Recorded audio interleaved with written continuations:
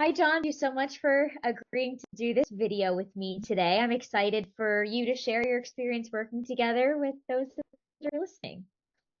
So, as we jump in, why don't you start by telling everyone, I guess, your name, what you do, and where you were at when we first met? Yeah, my name is John Kendall. I've done various things. My primary career has been as a visual designer or a graphic designer or a UX designer, all kinds of things in that category. But I've also been a what I would call serial entrepreneur, um, always having some kind of a side business or something going on outside of my primary career. The reason I came to work with Elena was feeling kind of stuck in my career and feeling like part of it was coming to an end and having a hard time finding work that I like, that I want to do, that pays me well enough, and really feeling like I need to transition to something possibly completely different from what I'm used to doing. and um, and so I also just didn't really even have any idea what that would look like. Didn't know what I wanted to be doing. Didn't know how, other than I have a side business that I've been growing for about 10 years, and I eventually want that to take over. But needing to figure out kind of a stopgap solution to figure out how to survive until then, and didn't have really any preconceived ideas of what the process would look like, or what Elena brings to the table in terms of how to get from A to B. So, why don't you share a little bit about the experience working through those things and some of the things that we did together to help you address them? Yeah, I think, again, not really having any idea of what to expect, I think some of the things that were really helpful for me right off the bat were exercises in just kind of envisioning what the future could be like, envisioning Hmm. what the future I want to have is, and helping to sort of put myself in that mindset of this is where I'm going. And I found that really helpful. I think you did a great job between kind of listening to me, and because I'm definitely like an out loud thinker, I have to sit there and kind of ramble and blah blah blah blah through stuff for a while to understand what I'm even thinking about half the time. Huh. So that was really helpful just even have a space to talk. But then you also did a great job in guiding those conversations into productive directions and Hmm. explorations, certainly in terms of planning. But the thing that I found kind of most, I guess, unexpected or surprising was the crossover between, the logistics and planning and thinking of the future and understanding emotional blockages or emotional and psychological blockers between Uh-huh. where I'm at and where I need to be in order to really be able to be successful. That was surprising to me. I found it really interesting, and I think the most valuable part of our sessions together. Yeah. It's always interesting because I don't know if I've said this to you explicitly before, but a lot of people, we are emotional decision makers, humans. And a lot of people will fight that and say, no, I make my decisions based on logic. And a lot of times we back it up with logic or we, you know, convince ourselves or logic is like the convincer, right?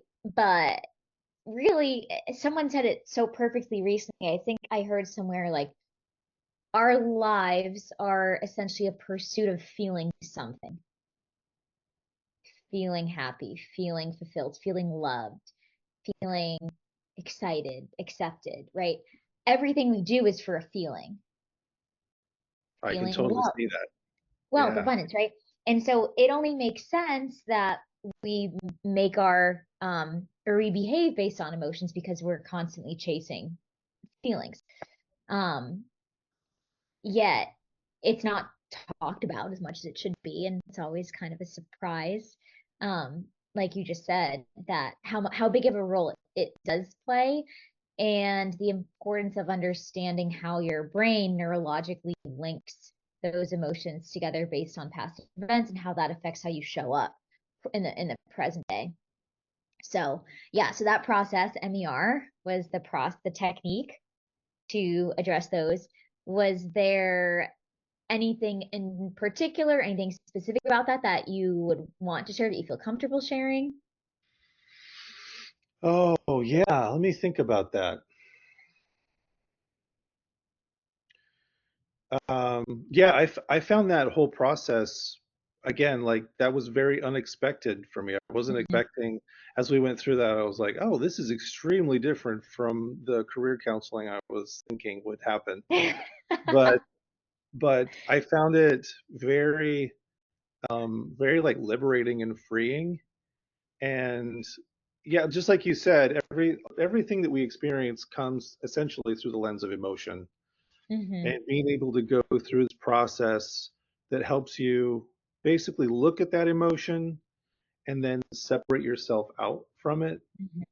to be able to say, oh, that emotion exists, but I don't have to experience it in every circumstance, or in this circumstance where I'm struggling, whatever it is, like we talked about, fear of rejection and, things like that, which is, obviously a really common feeling.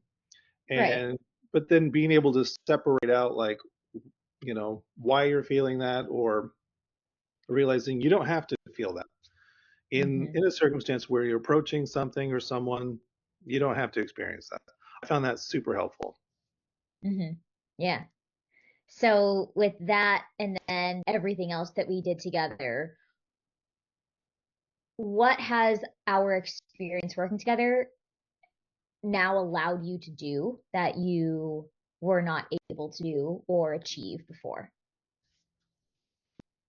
Part of the outcome of this has been, you know kind of figuring out new ways to approach finding work for myself, and going around and figuring out how to talk to different businesses. And like a lot of small business is like just going out and finding out what's possible, what the needs are in the market, how you can supply that. And so it's very much a journey of each individual step at a time, and you start not really knowing where you're going to go sometimes. And so within just maybe a month or so, I have been able to find some needs in my community, and have gotten contracts with property management companies. And I've got about $9,000 worth of work lined up over the next couple of weeks. And I know they manage multiple other properties, and so I'm seeing this really strong potential in the future to connect with lots of other properties like this, and be able to build a network of recurring work that really doesn't require me going door to door knocking houses, but is about developing relationships with kind of medium to small businesses and property managers to be able to help them out. And they need Mm. help, and a lot of Yeah. them are desperate to keep their properties maintained. And Mm. it feels good to be able to come in and be like, hey, I see you need help with this. I can do that. And instead of begging for work, I feel like, hey, I can do this for you, and trust me, it's going to help you. And they're like so relieved to get some help.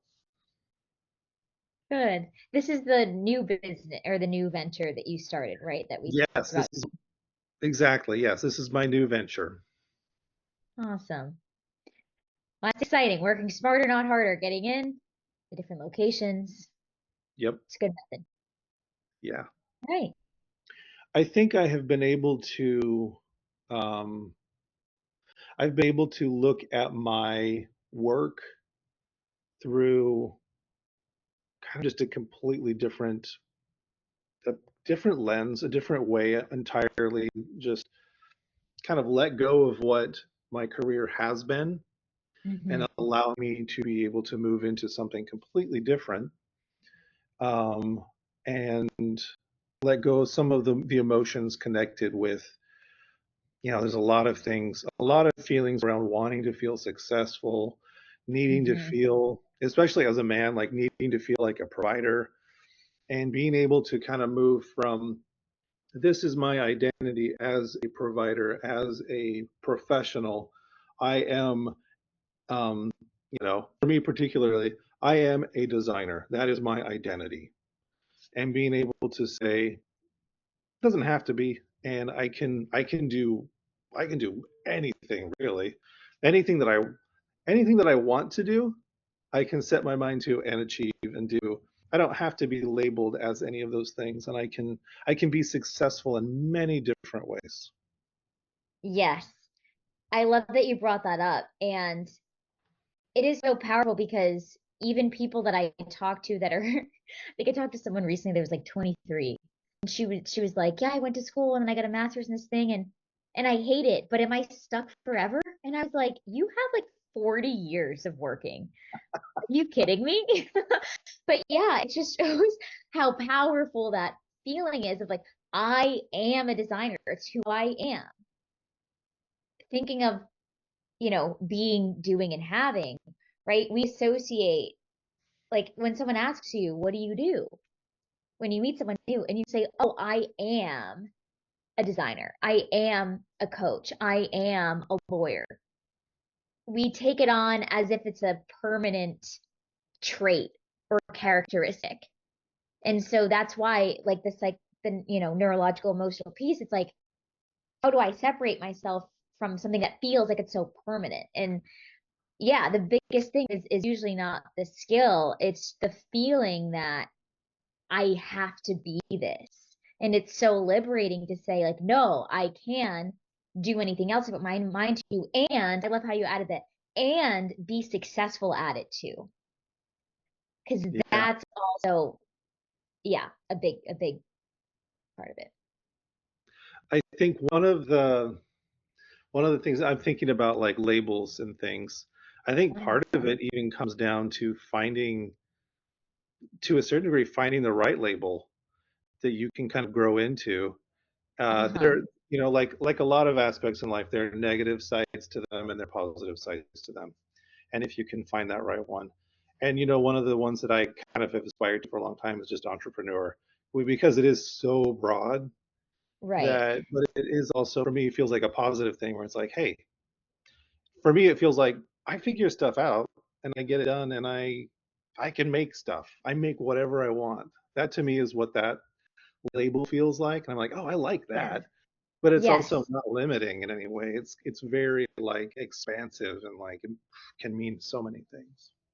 Yes. Yeah. So I love that. That's what everybody, in my opinion, should do is, yeah, find something that feels empowering, exciting, liberating, freeing, and give yourself that.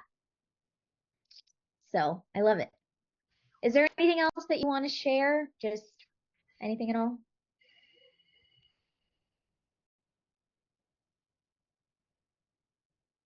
I'm trying to think. I feel like we covered quite a lot of ground. Yeah. Um, yeah, I think overall the experience was extremely positive, extremely helpful. Very like I didn't know what to expect coming in. It was just kind of turning myself over to your professional um, sculpting hands, and and ultimately felt very very much like it was a good choice and a good direction to go.